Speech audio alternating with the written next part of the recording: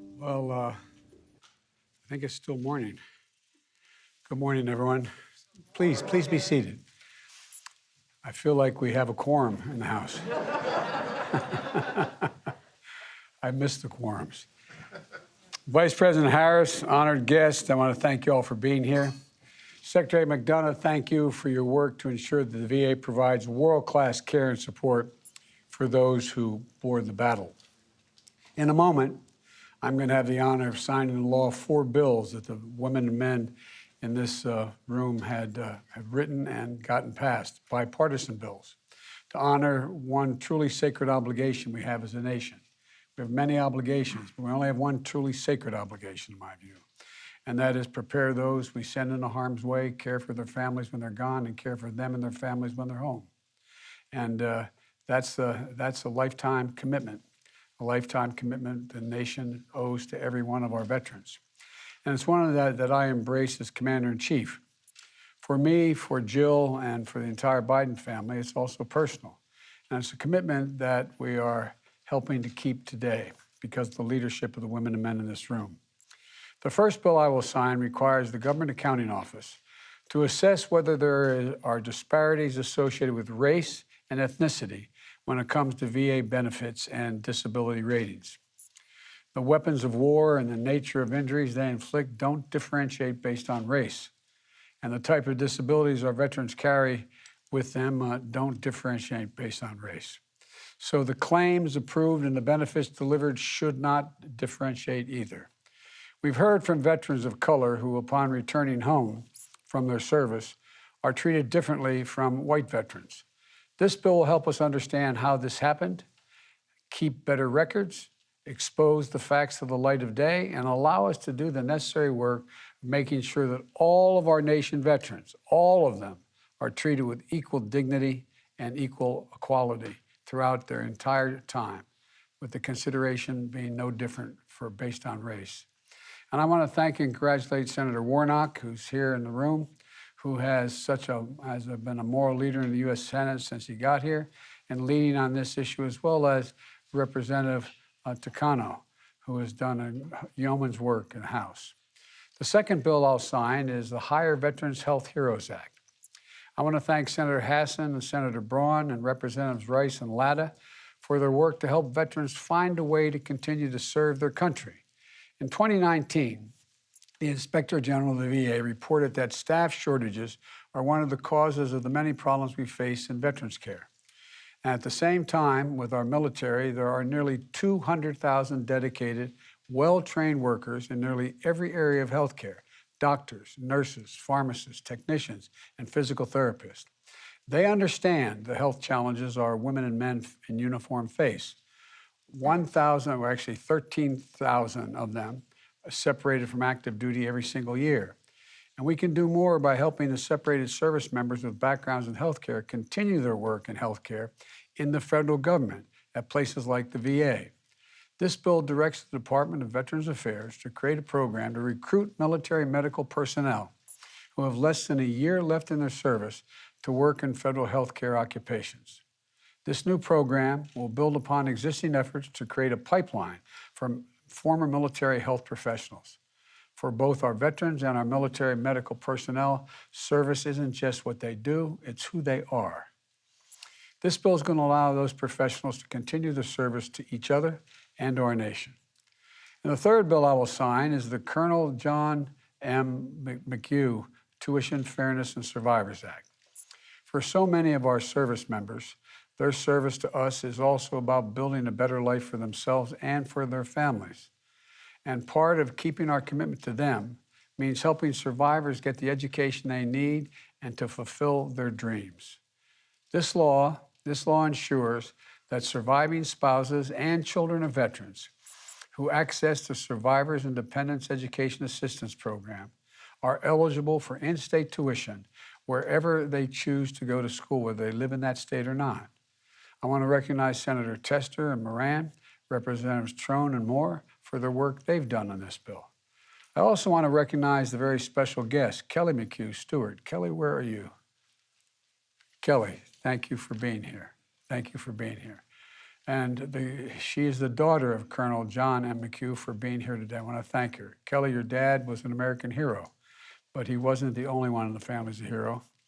Your work to share your story, to advocate for other surviving families, and to turn loss into progress and understanding is heroic as well. So we thank you for it. Really, thank you personally.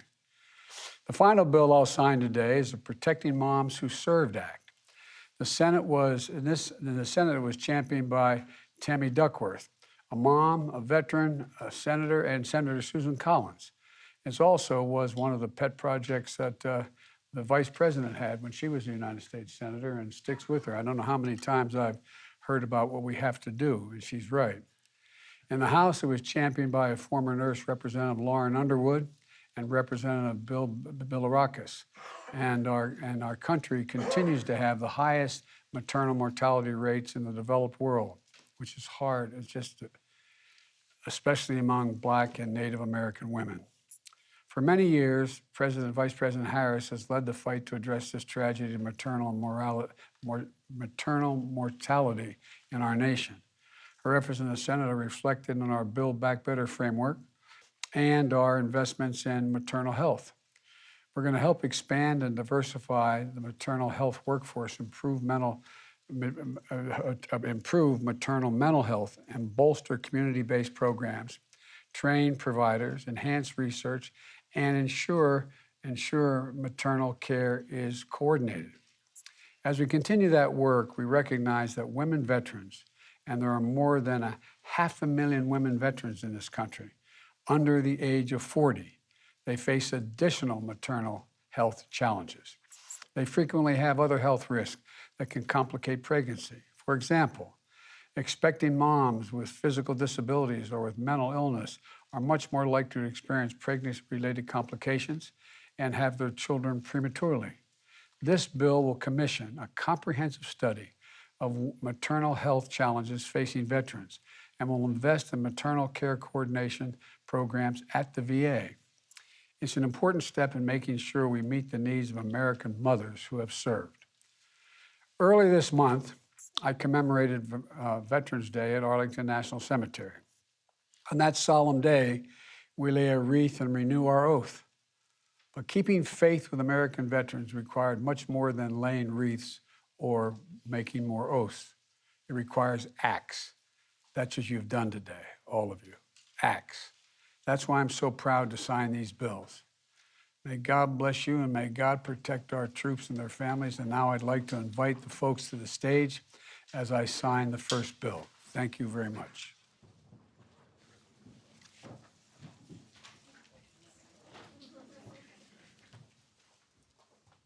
Thank you.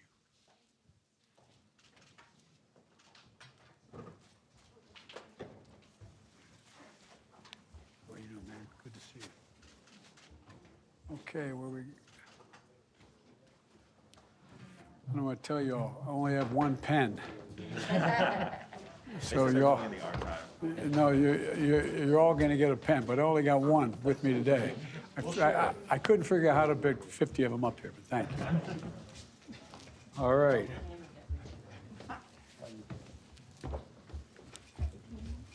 Congratulations. All right.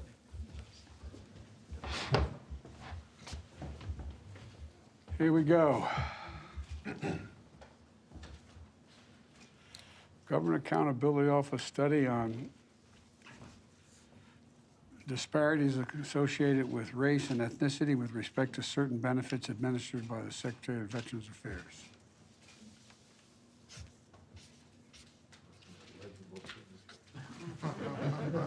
Well, sort of. All right.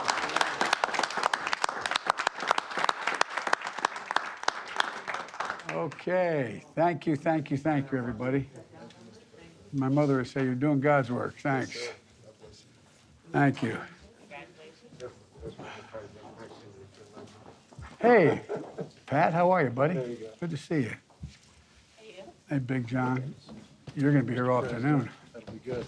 Good to see you, pal. Love you. How you doing? Family good? Okay. Dennis, hi, everybody. How are you? Good to see you. All right. Okay.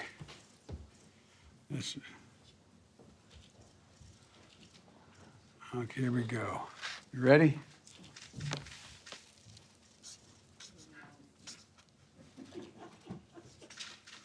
Okay. Thank you.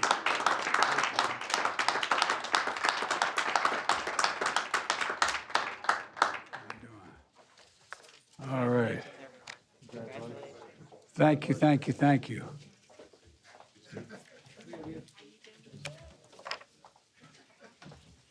Thanks for your leadership. Way to go. Well, it means a lot to everybody that you did what you did.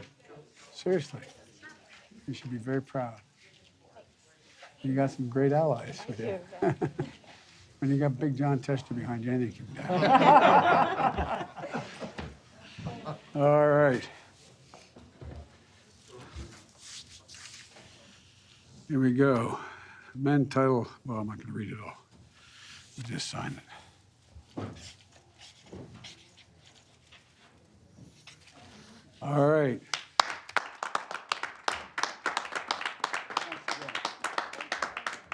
Thank you. Thank you, thank you, thank you.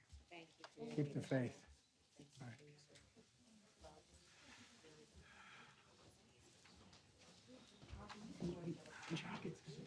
Great to see you. Okay, I'm going to sign the last bill here in a moment when folks get, the right folks are up here. Protecting. Tammy, Mr. President, how are God you, love sir? you. How you doing? I'm good, thank you. You are good. You did it. You did it, thank you. I can't block this. Hey, it's good to see you, man. Always good to see Tester blocks out the sunlight. you. Tester brings a certain gravitas to it. He sure does, man. All right. Now, the last bill, Protecting Moms Who Served Act of 2021. All right, here we go.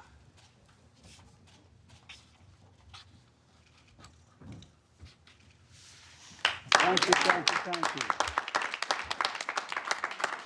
I'm going to give you this pen anyway.